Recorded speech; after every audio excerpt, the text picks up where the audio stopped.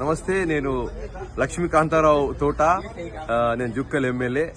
అయితే ఈరోజు బీఆర్ఎస్ పెంచి పోషిస్తున్నటువంటి విషతుల్యమైనటువంటి మీడియా సంస్థ తెలుగు స్క్రైబ్ లో లక్ష్మీకాంతారావు నిన్న ఏదో జడ్చర్ల ఫామ్ హౌస్ లో ప్రభుత్వానికి వ్యతిరేకంగా మీటింగ్ లో పాల్గొన్నారని చెప్పేసి పూర్తిగా అబద్దమైనటువంటి వార్త రాయడము చూసి ఉన్నాను. అయితే నేను గత 3 రోజులుగా ఢిల్లీలోనే ఉన్నా. నా సోషల్ మీడియా హ్యాండిల్స్ చూసుకోండి.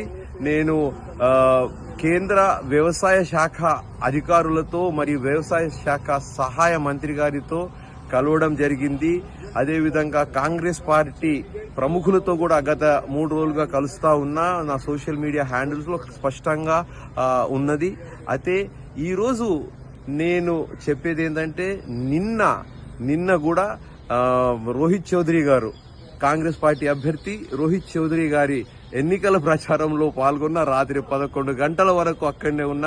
ప్రియాంక గాంధీ గారు కూడా నిన్న రోడ్ షో నిర్వహించారు. ఆ రోడ్ షో కూడా నేను పాల్గొన్నా. కావాలంటే ఇప్పుడు ఫొటోస్, వీడియోస్ పోస్ట్ చేస్తా, చూడండి.